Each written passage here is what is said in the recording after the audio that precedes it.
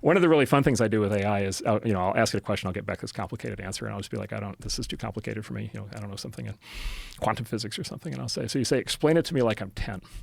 Yeah. And it gives you it's like all of a sudden it's like talking to you in terms you understand, and then you're like, all right, this is still confusing. All right, explain it to me like I'm 5. Right. And then at night what I'll do is I'll do that all the way back, and so I do it all the way back, and I'll do it. Explain it to me like I'm 2. And it's like, well, it uses the metaphors. It's like, how your mommy and daddy love you, right? And and you have a pillow you love to sleep on at night. Right. What if that pillow could be in 2 places at once?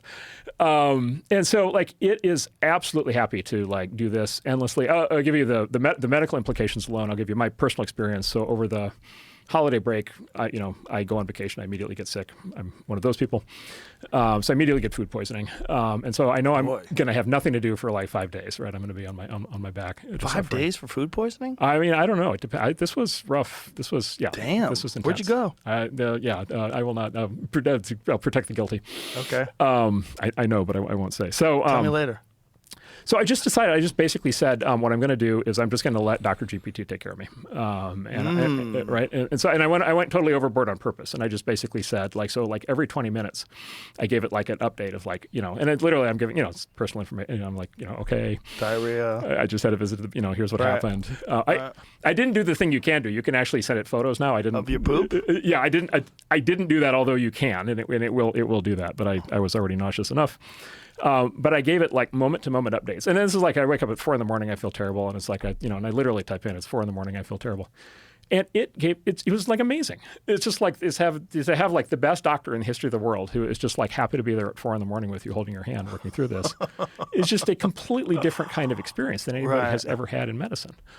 And then to have the exact same opportunity for anything legal that comes up, and for anything in your business, and for anything. Right. By the way, how to parent.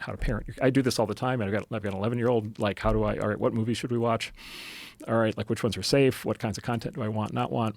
It's infinitely. It's just like, tell me what your guidelines are, and then it's like infinitely sensitive. It gives me. So I want to watch movies with him, and I know there's like 3 scenes in the movie that I don't want him to see.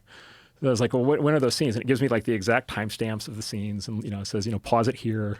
Could you run a movie through it and tell it eliminate those scenes? Yeah, you can. So you can for sure. I haven't done that. People have done that. That has been done. But yeah, you could do that. That would work now.